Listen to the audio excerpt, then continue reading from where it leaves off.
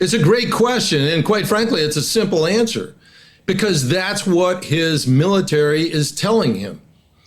Remember, Russia and Putin lives in an environment that he controls all the information flow.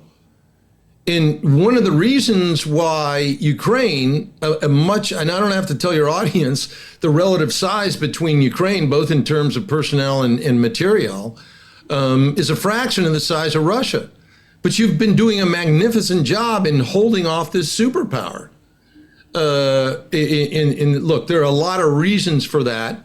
But one of them that gets to the heart of your question is the way you get ahead in Russia is not with competence. It is with pandering to the leadership.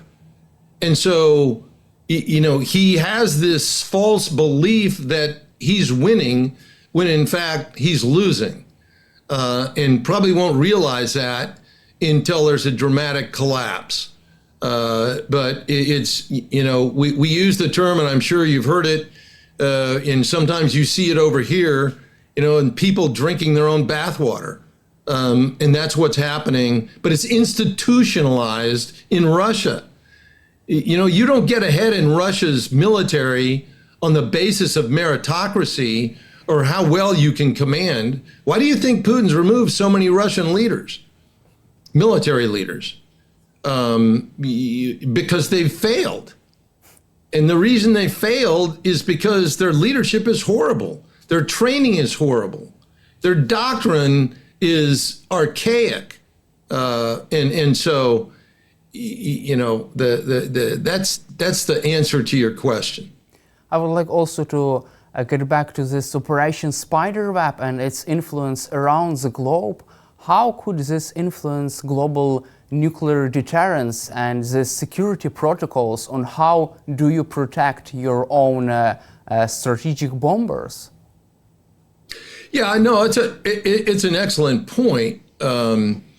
But the kinds of threats that that were demonstrated, the capabilities that were demonstrated in being able to reach out as you did on June 1st, are really not new. Okay, the United States has recognized that it's faced these kinds of threats for decades, but the decisions have been made in the past that the threat, excuse me, the threat of this happening was low enough that investment in what we call force protection just simply wasn't necessary, and so therefore that investment was not made.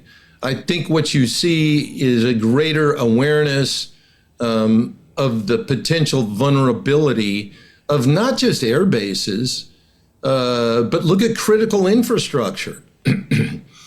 The Chinese had two of their Air Force officers write a book in 1999 that basically outlined their approach to how they might do this. It was called Unrestricted Warfare. You can go online and get a copy of the book, but so this is not new. It's just that your Spiderweb operation unveiled the reality of what can be accomplished. So, there's been a realization of the vulnerability of bases for many, many years. If you go back to the Cold War era, if you look at NATO force protection, every single NATO air base, they house their fighters in hardened aircraft shelters. But since the end of the Cold War, Western nations perceived that the threats were reduced. So again, there was less of a focus on the importance of force protection. Now with quadcopters with explosives that are essentially portable precision-guided munitions, that's a new means to accomplish these kinds of attacks. and that's put a lot more focus on the importance of force protection. From your perspective, does the Golden Dome still make sense after this Operation Spiderweb? Yes, but for a variety of different reasons. And, people use the term Golden Dome, but frankly, it hasn't been completely defined. So people have different perspectives of just what it is. But one of the things that I think will endure regardless of how folks interpret whether the principal focus of Golden Dome is on ballistic missile defense or cruise missile defense or defense against drones and other means of attack, is the sensor layer. It's extraordinarily important from a U.S. perspective to have the ability to, and by the way, it's not just U.S., it is the whole community of peace-loving and free nations around the world need to have the ability to sense and track when weapons are launched, and then be able to track them, to be able to prepare defenses, whether they be, space-based interceptors or ground-based directed energy means, or traditional launching of fighter aircraft with weapons to intercept cruise missiles, as you all are doing every night when you come under attack from Russia's cruise missiles. It is that sensing layer that will absolutely be critical to whatever the end game for the final engagement of the attacking weapon system might be. Let's also cover the situation in the Middle East. How can you assess the performance of both sides, Israel and Iran, in the air, in this air battle between Israeli and Iranian Air Force, between Israeli and Iranian air defense systems? Yeah, well, it's pretty much a significant event because the Middle East has now entered a phase of open state-on-state warfare. Israel and Iran are no longer fighting through proxies. This is a direct war, as you, I think, accurately characterized it. It is, in fact, an air and space war involving long-range airstrikes, ballistic missiles, and others. Now, for Israel, this is existential. Its objective is not just to repel attacks, it's to terminate Iran's ability to build and field a nuclear weapon. So after years of Iranian escalation, nuclear brinksmanship, and proxy aggression, Israel's decided the time for preemption is now. And this is about ensuring that the most destabilizing regime in the region never becomes a nuclear power. Iran, on the other side, is fighting to preserve its regime. And the primary way it has stayed in power is because it's dependent upon the potential of it becoming a nuclear power. And so for 40 years, the Ayatollahs used delay, denial, and denunciation to secure a path to that objective. The difference is now he's lost some of his more capable military leadership that's informed the risk calculus in the past. And President Trump now sees the achievement of air superiority over Iran and the decimation of both Hamas and Hezbollah leadership, as well as Israel's successful air attacks, as signs that risks are markedly lower to U.S. forces now than ever before, should he approve military action. So that's how the strategic calculus has changed.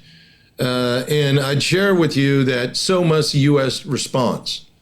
The United States has to reinforce nuclear deterrence. And so supporting Israel in its efforts to terminate Iran's nuclear capability is not merely a regional security issue, it's a strategic imperative that will dramatically improve global security and deter nuclear proliferation. So I know that's a lot of stuff, but it's extraordinarily important to recognize that in a world where adversaries like Iran seek to deny access with advanced air defenses, Israel's air campaign shows that the side that can dominate the air can dictate the terms of the battle. And that's a lesson every advanced military and every defense strategist needs to understand and internalize. Air superiority is not an optional condition in modern warfare. It's the foundation upon which victory is built. The only other point I want to throw in here, because I think it's an important one and one your audience will find of interest, is it is important to highlight the spectacular performance of the stealth F-35 in achieving Israel's objectives. In fact, they could not have accomplished the success that they have without the stealth and situational awareness provided by the F-35. Those Israeli Air Force F-35s conducted the initial penetration missions that suppressed and then quickly eliminated Iran's air defenses, which, oh, by the way, are based on Russian weapon systems. And then they were able to gather real-time intelligence while their F-15s and F-16s followed on with heavy payloads for sustained bombings. I'm here to tell you, if Ukraine had a wing of F-35s, you would have already defeated the Russians. And perhaps in the future, F-35s will be part of the Ukrainian Air Force. It certainly should be. We hope too, and also there are some critics, and were and still are some critics of this stealth technology of the F-35 fighter jets. However, does this recent performance of the Israeli Air Force over the Iran, does this mean that this stealth technology really works and Russia's air defense systems were not able to identify F-35s in the air? Yeah, how about that? This is real world proof of the significance of the capabilities that an aircraft like the F-35, what we call fifth generation aircraft, that is based not just on stealth, but also the sensor suite. So, what I've told folks for many, many years is really the nomenclature, calling it a fighter is a little deceiving because it's not just an F-35, it's an FBEARCEWAWCS-35. In other words, it performs all of these functions. It is a sensor as well as a shooter that can integrate all this information and apply it very effectively by penetrating contested airspace and then applying the appropriate effects for the particular situation at hand. Let's cover also this air battle between Israel and Iran. For how long Iran is able to sustain these attacks? How long Iran can continue its missile attacks on Israel? Does Iran still have enough missiles to wage this war with such intensity? And what is the role of the Israeli air defense systems in this battle? Again, it's a great question and one that we see unfold every day. First, I'll highlight right up front, there's a great big difference between the application of force that Iran's using and that Israel's using. Israel is using precise application of force against individual particular targets. Iran is using inaccurate barrages of missiles that are aimed against Israel's civilian population, not unlike what the Russians are doing in Ukraine. They're not, they're trying to impose terror on the population. I mean, both Russia, in the case of its actions, its criminal actions against Ukraine, and both Iran, or along with Iran, against Israel. I mean, if you notice in the last 48 hours, actually, I think in the last 24 hours, they had a direct hit on a hospital. But back to your question. Yeah, at some point, even though they have a missile inventory in the thousands, I think the last statistic is reported from Israel is they've destroyed 40% of Iran's missile launch facilities, and that will over time improve. Iran will expend its missile inventory, so it's simply a matter of time before they run out and the weapons are taken away from them by Israel's precision attacks. They already cannot protect their airspace, which is an enormous advantage to Israel to conduct persistent attacks across the country. So you got a situation that, all signs are pointing to the fact that Israel is going to dominate this military campaign, and in only a matter of weeks, Iran is going to be denuded of its capability to conduct its aggression against Israel. Does this mean that Israel is winning this air war against Iran? Absolutely. No question. And also I wanted to cover with you the US military options in this conflict in the Middle East. According to Axios, US President Donald Trump is seriously considering direct military strikes on Iranian nuclear program. However, there are some concerns whether the US Air Force would be able to reach to this deep underground bunkers and to exactly destroy these underground nuclear facilities. What is your take on that? Would the US Air Force be able to completely destroy Iranian nuclear program deep underground, for example, in Fordo? Yeah. Well, again, it's a great question. It's one people have been talking about. And the fact of the matter is destroying Iran's nuclear program is a very complex endeavor. First, the facilities are spread across the country. Some of them are deeply buried and heavily fortified in places like you just mentioned, Fordo. But the reason that's an important target is that's where Iran has 3,000 centrifuges buried 100 meters under a mountain protected by advanced air defenses. Second, there's the intelligence challenge. Israel, like Ukraine's got a pretty good intelligence service, collection of intelligence agencies, but still they may not know where all the facilities are, especially covert sites. I mean, Iran's been working really hard to hide what they've been doing. And you can't eliminate what you can't confirm. But I think that Israel's top-notch intelligence is laudatory, but even, let's just say, with 95% assurance, that remaining 5% may be critical. For example, where's the most highly processed uranium that Iran has produced located right now? And then third and finally, even a successful set of attacks, while delaying the program, they have to be paired with sustained pressure and a long-term strategy to prevent resurgence of a nuclear program.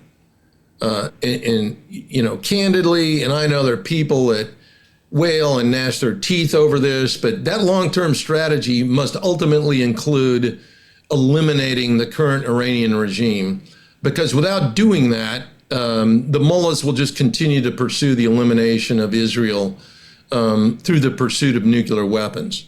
Now, I'm not saying that should be a primary objective. What I'm saying, and I'm not saying who should do that, ultimately, that's a decision that the population of Iran needs to make. But let's be realistic here. Now, it's a lot of stuff, but I wanted to get across to you the complexity of the entirety of getting rid of Iran's nuclear program. Back to your original question, can the United States GBU 57, which is the 30,000 pound penetrating munition, would that be effective against Furto? And the answer is yes, but the devil's in the details. So what's the composition of the rock and the ground above those centrifuges? Because that's going to determine the number of weapons that have to be used. Nominally, the GBU 57 has a capability down to around 200 feet. Furto's centrifuges are buried between 250 to 300 feet. So it's going to take more than one. But the way it can be done is, you drop one, you fly a figure eight, you come back and you put a second weapon behind the first one. And if necessary, you put together tactics that it's followed by a third one or a fourth one. But there are ways, and I do believe it's within our capability to render that facility at Furto ineffective. Now, look, there are other ways. I mean, they're riskier. They involve using special operations forces that are inserted on the ground, and I won't go into all the details. But there are other means, and then there's a combination of both. So back to the importance of air superiority. This doesn't have to be something that is done, there's only a limited time window. Israel has now the advantage of time because it can go anywhere that it wants and stay as long as it wants over these Iranian nuclear facilities. So that's another option in terms of controlling the access to the facility. You take out the entryways, and then you just can, when you see them try to dig back in, you take them out again. So there are a variety of different options to deal with the centrifuges at Furto. Thank you, General Deptula, for your time and for your support for Ukraine, and glory to Ukraine. You bet. Keep up the great work, and thanks again for